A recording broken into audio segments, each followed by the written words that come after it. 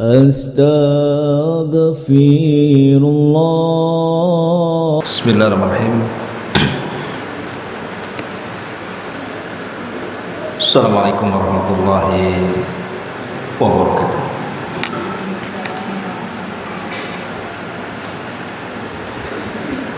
Alhamdulillah wassalatu wassalamu ala Rasulillah wa ala alihi wa sahbihi wa mawalah wa la hawla wa la quwata illa billahi wa ba'd. Alhamdulillah, di pagi menjelang siang ini kita kembali bisa bertolabul ilmi, dan kita masih meneruskan tafsir singkat dari juz Amma. Kita masih masuk pada surah Al-Infitar dan masuk pada ayat ke-13 dan seterusnya.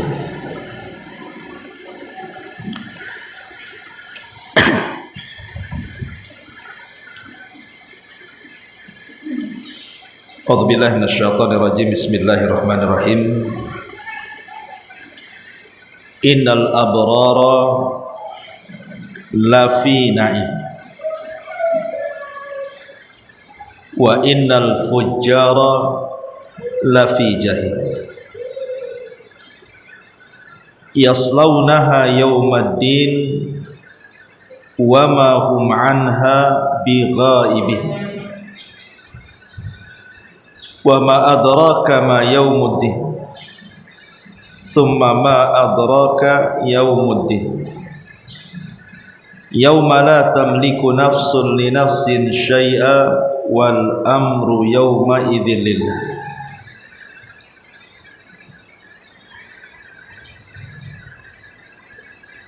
Di sini Allah Subhanahu wa taala berfirman,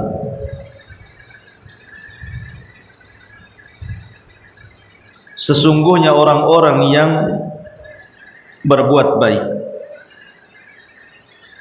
benar-benar mereka di dalam sorga, dan sesungguhnya orang-orang durhaka benar-benar berada dalam neraka. Mereka masuk ke dalamnya pada hari pembalasan, dan mereka tidak mungkin keluar dari neraka tersebut. Tahukah kamu apa itu hari pembalasan? Sekali-kali tahukah kamu apa hari pembalasan itu? Yaitu hari ketika seseorang sama sekali tidak berdaya terhadap orang lain, dan segala urusan pada hari itu dalam kekuasaan Allah Subhanahu wa taala.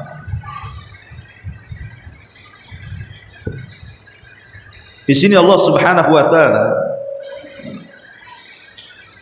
hendak mensifatkan kelak di hari kiamat ada dua kelompok.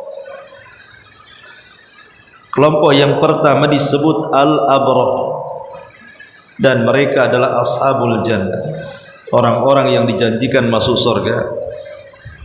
Dan yang kedua disebut al-fujjar, dan mereka adalah kelompok yang dipastikan masuk neraka. Apa itu al-abrar? Al-abrar itu adalah tingkatan kedua di bawahnya al-muqarrabun. Jadi tingkatan yang paling tinggi di surga itu disebut muqarrabun, dan di bawahnya disebut al-abrar. Al-Quran tidak menyebutkan kenikmatan orang-orang muqarrabun, tapi Al-Quran menyebutkan kenikmatan orang-orang abrar. Kenapa? Karena kaidah Al-Quran apabila menceritakan tentang kenikmatan surga, maka yang diceritakan itu adalah yang terendah. Quran itu kalau menceritakan tentang nikmat surga, dia hanya menceritakan yang terendah saja dan tidak menceritakan yang paling tinggi. Kenapa? Karena surga itu tidak bisa dibayangkan. Makanya Nabi SAW mengatakan, a'dadtu li ibadis salihin ma la ainun ra'at wa la udhunun sami'at wa la khatara ala qalbi bashar. Aku sediakan bagi hamba-hambaku yang saleh kenikmatan yang tidak bisa dilihat mata, didengar telinga, bahkan terlintas pun tidak bisa. Jadi karena surga itu tidak bisa dibayangkan, sehingga tidak bisa dijelaskan. Makanya Quran itu kalau menceritakan kenikmatan surga hanya menceritakan yang paling rendah saja. Di zaman Nabi SAW, Ummu Salamah radhiyallahu anha pernah bertanya setelah menikah dengan Nabi SAW soal posisi wanita-wanita dunia yang masuk surga. Apa kenikmatannya? Karena Al-Quran tidak menceritakan. Begitu juga hadis-hadis Nabi SAW tidak menceritakan wanita-wanita dunia yang masuk ke dalam surga. Quran dan hadis itu hanya menceritakan para bidadari yang memang Allah sudah ciptakan di surga. Semua isi Al-Quran ketika bicara tentang kenikmatan wanita, bicara soal bidadari, dan bidadari itu makhluk yang sudah Allah ciptakan dalam surga. Sehingga Ummu Salamah ini bertanya kepada Rasul, lalu kalau seandainya wanita-wanita dunia ini masuk surga, apa kenikmatan yang Allah berikan kepada mereka?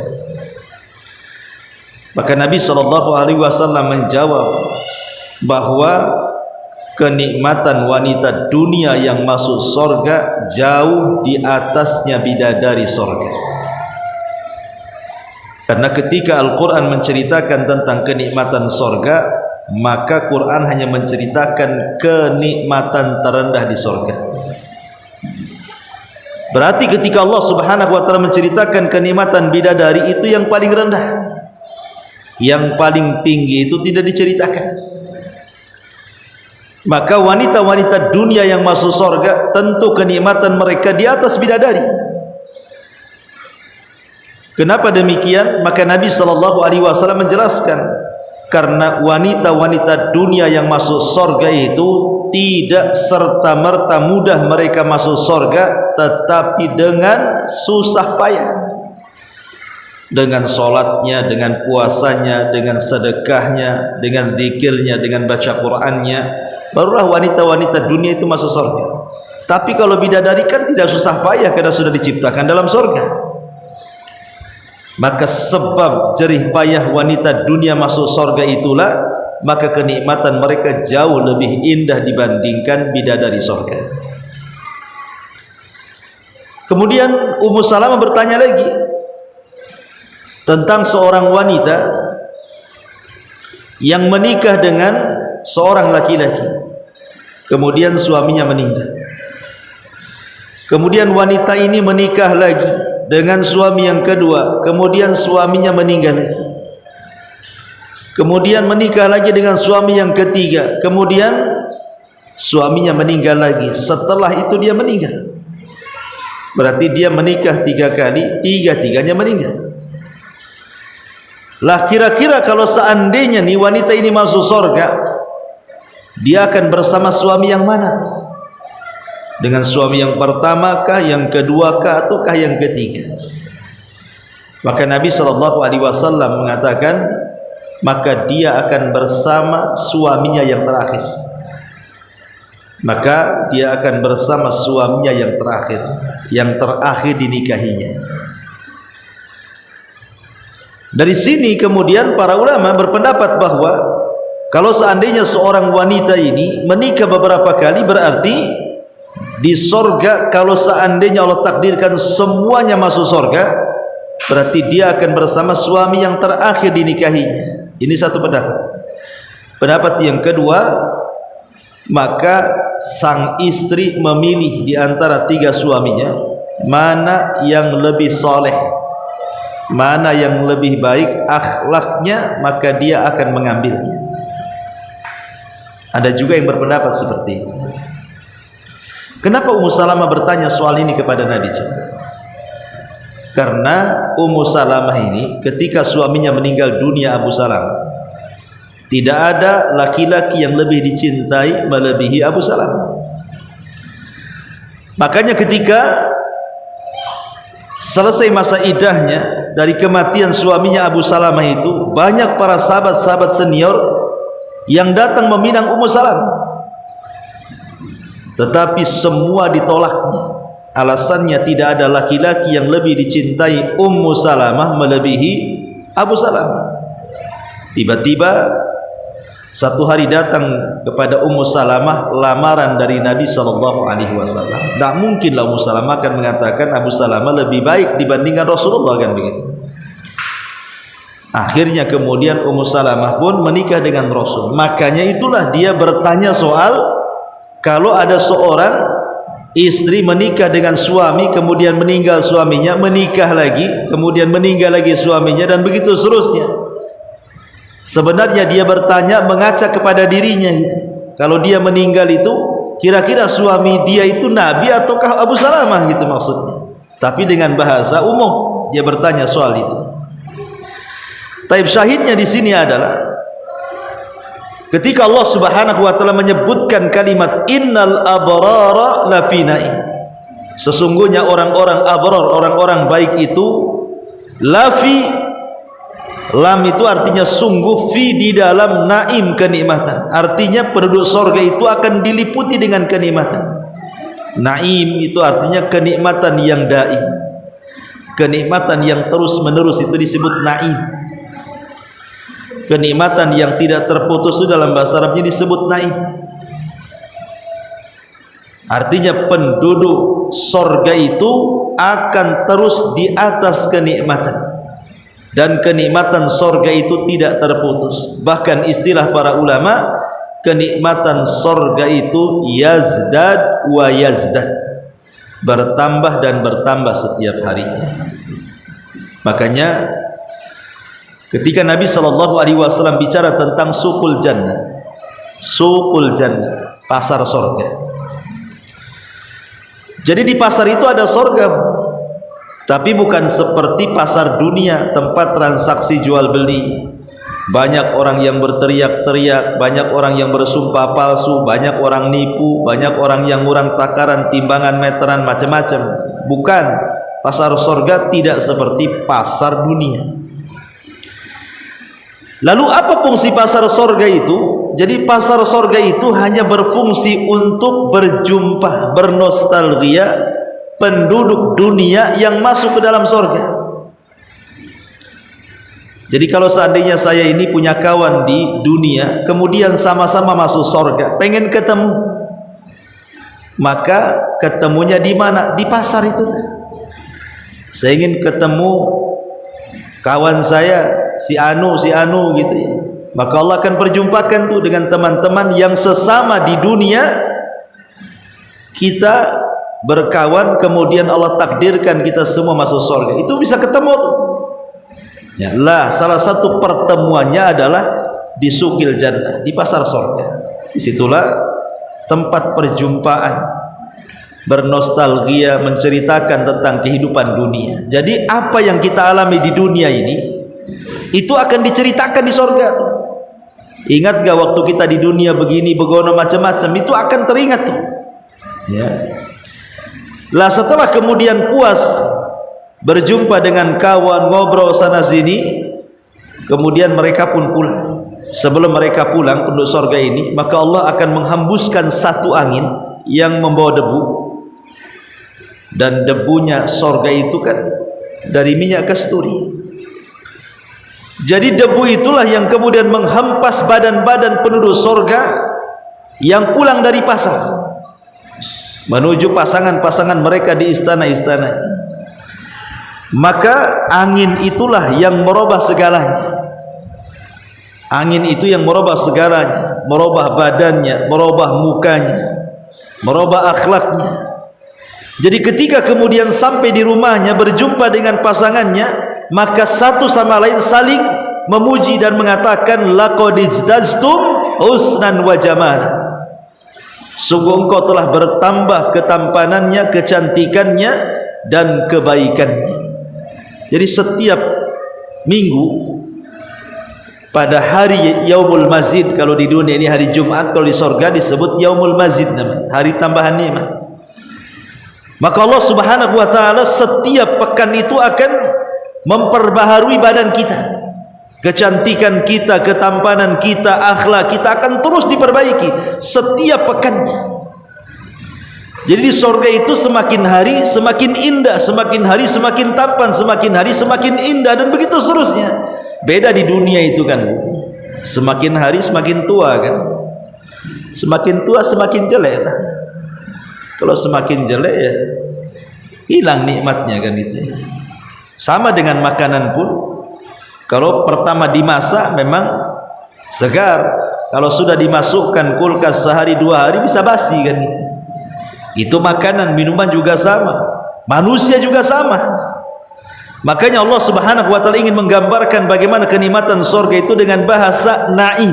Naim itu artinya nikmatud daim. Nikmatnya itu tidak terputus, terus nikmat. La fi naim. Innal abrara la fi naim. Sesungguhnya al abrar, orang-orang baik itu la fi naim, berada di kenikmatan yang tidak terputus alias surga. Karena penduduk surga itu kenapa disebut naim? Jadi ketika penduduk surga masuk ke dalam surga dan penduduk neraka juga masuk ke dalam neraka, maka Allah Subhanahu wa taala akan mendatangkan kematian, dan kematian itu akan dibentuk dalam bentuk kambing gibas, kemudian disembelih di antara surga dan neraka. Kalau kematian sudah dimatikan oleh Allah, artinya tidak ada kematian lagi. Jadi kematian itu dibentuk dalam bentuk kambing kemudian disembelih, seolah ini simbolik saja bahwa tidak ada kematian lagi. Maka setelah kemudian kematian itu disembelih dalam bentuk kambing gibas, maka Allah Subhanahu wa taala kemudian mengutus para penyeru untuk menyeru penduduk surga dan mengatakan, ya ahlal jannah la mautalakum. Wahai penduduk surga, tidak ada kematian bagi kalian. Wa ya ahlan nar la mautalakum. Begitu juga bagi kalian wahai penduduk neraka, tidak ada kematian kepada kalian. Artinya penduduk surga itu akan tetap hidup karena tidak ada kematian. Makanya ketika Nabi SAW ditanya oleh para sahabat Rasul, apakah di surga itu kita tidur? Adakah tidur di surga? Maka Nabi SAW mengatakan tidak. Di surga itu tidak ada orang tidur. Di surga itu tidak ada orang tidur. Kemudian Rasul mengatakan, fa innan nauma akhul maut. Kenapa di surga tidak ada orang tidur? Karena tidur itu saudaranya kematian, dan di surga itu tidak ada kematian. Jadi di surga itu melek saja gitu ya. Di dunia ini Bu, kalau kurang tidur kan capek badan ini kan, lelah gitu ya otak ini, mata pun perih kalau orang tidur itu. Karena kurang tidur di dunia ini sifat yang kurang. Justru ketika kita tidur itulah sifat yang sempurna bagi manusia. Tapi di surga itu justru tidur itu sifat yang kurang. Justru tidak tidur itu sempurna. Penduduk surga itu tidak ada yang tidur, semua bangun. Ya. Dan ketika mereka terbangun itulah Allah berikan kenikmatan yang luar biasa, dari makanannya, minumannya, kemudian macam-macamnya. Karena kenikmatan surga itu ada yang sifatnya nikmat hati. Yang kedua ada yang sifatnya nikmat badan. Kemudian yang ketiga ada yang sifatnya nikmat jiwa. Kemudian yang keempat ada namanya nikmat tempat, nikmat pandangan. Ya. Jadi segala nikmat itu Allah berikan. Pertama, nikmat hati. Di dunia saja Bu, kalau hati itu tenang kan, itu rasanya nikmat semuanya. Ibu tidak ada masalah dengan suami, nggak ada masalah dengan anak-anak, nggak ada masalah dengan tetangga, nggak ada masalah dengan ekonomi, nggak ada masalah dengan kesehatan. Hidup betul-betul tenang Bu hati itu. Karena Imam Ibnul Qayyim rahimahullahu ta'ala mengatakan, man lam yadkhulil jannata fid dunya lam yadkhulil jannata fil akhirah. Siapa yang tidak masuk surga di dunia, maka dia tidak akan masuk surga di akhirat. Apa maksudnya surga dunia itu? Maka Imam Ibnul Qayyim mengatakan yang dimaksud surga dunia itu adalah itminanul qalbi, ketenangan hati. Ibu kalau tenang hati gitu kan, rasanya plong dunia ini. Kayaknya rumah yang sempit itu kayaknya luas, tenang saja, walaupun panas, walaupun sempit, walaupun apa, karena tenang hatinya itu, nggak sumpah.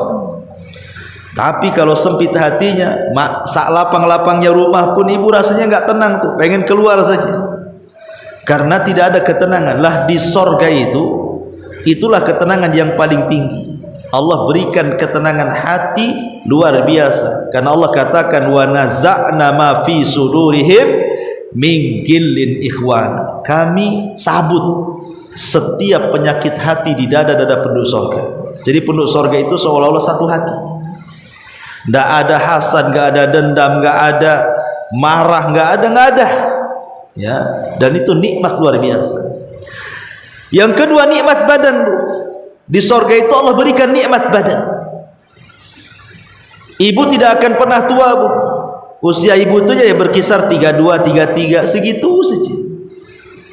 Ya nggak tambah-tambah gitu. Justru ngaca itu semakin cantik semakin harinya. Kalau di dunia kan tidak bisa Bu. Ibu sih bisa gagah-gagah mungkin di usia 30 ke bawah kan itu. Kalau sudah 60 ke atas mana mau gagah-gagahan. Mau dikasih bedak satu kotak pun tetap aja kan nampak tuanya. Tidak bisa Bu. Ya, nggak bisa disembunyikan. Ya. Artinya bahwa di sorga itu Allah berikan nikmat badan gitu. Badannya itu tidak tua-tua, cantiknya tidak pudar-pudar gitu. Belum lagi ibu tidak ada buang hajat, ibu tidak kencing, ibu tidak meludah, ibu tidak dahak gitu ya. Ibu makan aja minum, bagaimana cara buang hajatnya? Disalurkan lewat keringat, dan keringatnya pula bau misik pula. Keringatnya itu dalam bentuk buang hajat itu justru bau misik, harum. Jadi badan itu betul-betul diberikan nikmat. Ibu tidak haid, tidak nifas gitu ya, tidak pernah sakit. Ma'asyiral muslimat yang dimuliakan Allah Azza wa Jalla, memang betul-betul badan ini diberikan nikmat kelak di surga. Kemudian juga nikmat jiwa. Jiwa ini tenang ya, karena ibu akan terus bersama suami. Kemudian juga nikmat pandangan, dan ini juga nikmat terbesar, di mana pandangan kita ini dimanjakan dengan keindahan-keindahan surga. Makanya kenapa Bu, ada orang yang pengen beli rumah itu di villa di atas bukit gitu ya. Itu sebenarnya harga rumahnya itu murah saja, yang mahal itu view-nya biasanya. Kenapa rumah di villa-villa itu sampai miliaran itu? Padahal kalau kita bangun di perumahan sini itu tidak sampai 300 juta tuh. Tapi kok bisa mahal gitu kan? Bukan rumahnya yang mahal, view-nya, pemandangannya itu yang indah, terhampar, hijau ke sana kemari. Lah di sorga juga pandangan kita akan dimanjakan seperti itu. Dan nikmat yang paling besar di sorga adalah ru'yatullah, pandangan kita ketika melihat wajah Allah Subhanahu wa ta'ala. Itu nikmat yang paling besar, yang melebihi nikmat sorga itu sendiri. Jadi memang Allah mengatakan innal abrara lafi na'im, betul-betul dilingkupi dengan kenikmatan. Wa innal fujjara lafi jahim, dan sesungguhnya orang-orang fajir sungguh berada di neraka jahim. Fajir itu beda dengan al-asi, ahli maksiat itu disebut asi. Kalau fujar atau orang fajir itu di atas itu lagi, lebih parah dibandingkan ahli maksiat. Karena kalimat Fajr itu diambil dari al-fajr. Fajr itu artinya cahaya. Kan ada istilah waktu fajar. Kenapa fajar disebut fajar? Karena apabila fajar itu menyingsing, berarti tidak menyisakan gelap kecuali akan diterangi. Itu disebut fajar. Kenapa fajar disebut fajar? Karena tidak menyisakan kegelapan kecuali pasti akan terang. Lah orang fajir disebut fujar karena tidak menyisakan kejahatan kecuali dilakukan. Ya. Tidak menyisakan kejahatan kecuali dilakukannya. Jadi orang fajir itu memang orang jahat betul. Karena semua kejahatan dilakukan dia. Itu disebut fujar namanya. Ya. Innal fujjara lafi jahim. Sesungguhnya orang-orang fajir, orang-orang jahat sungguh berada di dalam neraka. Yaslaunaha yaumaddin, di mana mereka akan masuk ke dalam neraka itu yaumaddin, pada hari pembalasan. Yaumaddin itu artinya hari kiamat. Yaumaddin itu artinya hari kiamat, hari pembalasan. Dan sering saya ulang-ulang kepada ibu bahwa hari kiamat itu atau hari pembalasan itu memiliki rukun. Dan arkan yaumul kiamah itu ada 5. Rukun mengimani adanya kiamat itu ada 5. Tidak boleh diingkari satu dari 5 perkara ini. Siapa yang mengingkarinya bisa kufur. Jadi rukun-rukun yaumuddin atau hari kiamat itu ada 5. Apa saja?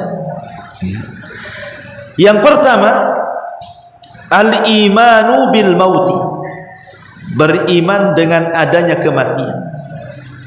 Beriman dengan adanya kematian, bahwa setiap manusia itu pasti mati. Kullu nafsin dha'iqatul maut, setiap jiwa itu pasti mengalami kematian. Dan Nabi SAW mengatakan, idza mata ahadukum qamat qiyamatuh. Apabila mati salah seorang di antara kalian, maka telah tegak kiamat kepadanya. Jadi kiamat itu ada 2 ya. Ada kiamat besar, ada kiamat kecil. Kiamat besar itulah yang disebut dengan kehancuran alam semesta. Kiamat kecil itu disebut dengan kematian. Dari 2 kiamat ini mana yang pasti? Yang pasti itu kematian. Tapi kiamat besar itu belum tentu pasti. Maksudnya belum tentu pasti bukan tidak akan terjadi, pasti terjadi. Tapi kapannya kan kita tidak tahu. Kapannya lo tidak tahu kiamat itu. Tapi kalau kematian itu bisa kita prediksi. Karena Nabi SAW mengatakan umur umatku berkisar 60 sampai 70 tahun saja kan. Berarti kalau sekarang ibu ini usianya 50 tahun, kata Rasul usia umatku ada antara 60 sampai 70 tahun, kan kita bisa prediksi itu. Saya sudah 50 tahun, kata Nabi usia umat Islam 50 sampai 70. Berarti jangan-jangan 10 tahun lagi saya mati ini. Atau jangan-jangan 20 tahun lagi saya mati. Karena Rasul sudah memberikan jarak tuh. Kalau tidak 60, 70 kan itu. Yang lewat dari 70 tahun itu sedikit. Artinya kan tidak banyak kan. Umumnya orang tuh di atas 70 tahun itu tidak banyak orang hidup. Rata-rata dah mati. Jadi kematian itu kepastian karena kita sudah bisa memprediksi itu. Ya bisa saja besok kita mati kan. Tapi kalau melihat sabda Rasul itu antara 60 sampai 70 tahun, kita sudah bisa memprediksi itu. Antara tahun-tahun inilah mungkin saya sudah tidak ada. Artinya kita bisa persiapan di situ. Tapi kalau kiamat besar kan kita tidak tahu. Kita yakin akan terjadi, tapi kapan waktunya kan kita tidak tahu karena harus melewati proses tanda-tanda kiamat besar dulu. Tapi kalau kematian kita kan tidak ada tanda-tanda kiamat besarnya. Ya. Makanya kenapa yang pertama adalah beriman dengan kematian. Ini yang pertama. Rukun yang kedua adalah al-iman bi alamil barzah. iman dengan alam barzah, dengan peristiwa-peristiwanya, mulai daripada himpitan kuburan, kemudian yang kedua fitnah kuburan, pertanyaan dua malaikat mungkar dan nakir, siapa Rabbmu, siapa nabimu, apa agamamu, kemudian sampai kepada mengimani tentang adanya nikmat kubur, kemudian adanya azab kubur, ya, itu semua diimani. Itu termasuk rukun yang kedua dari beriman kepada yaumuddin, ya, yaumul qiyamah. Kemudian yang ketiga, beriman tentang adanya kebangkitan. Beriman tentang adanya kebangkitan, bahwa kita akan dibangkitkan setelah kematian kita. Kemudian yang keempat, beriman dengan adanya hisab, bahwa kita harus mempertanggungjawabkan semua perbuatan kita dan semua ada hisabnya di hadapan Allah Subhanahu wa taala. Dan yang terakhir, beriman dengan al-jaza, balasan yang terkait dengan surga dan neraka. Itulah 5 rukun yang berkaitan dengan rukun-rukun yaumul qiyamah. Kematian, alam kubur, kebangkitan, hisab, dan balasan yang mencakup surga dan neraka. Itu disebut rukun yaumuddin. Yaslaunaha yaumaddin wa ma hum anha bighaibin. Dan mereka apabila orang-orang fujar itu mereka dimasukkan ke dalam neraka pada hari pembalasan, mereka tidak akan keluar dari neraka itu. Menunjukkan orang-orang fajir ini orang-orang kafir. Orang-orang fajir ini orang-orang kafir, karena hanya orang kafirlah yang dikekalkan di neraka dan tidak akan keluar dari neraka. Adapun orang-orang yang beriman, yang mereka ahli maksiat, kalaupun mereka ditakdirkan masuk neraka, mereka tidak dikekalkan. Mereka di bawah masyiatillah, di bawah kehendak Allah. Kalau Allah mau, Allah keluarkan dari neraka. Kalau Allah mau, Allah siksa dulu sampai habis dosanya, kemudian baru Allah keluarkan dari neraka dan dimasukkan ke dalam surga. Tapi kalau orang kafir, orang munafik, orang-orang musyrik, maka mereka akan dikekalkan di dalam wa ma hum anha bighaibin. Kemudian Allah mengatakan, wa ma adraka ma yaumuddin.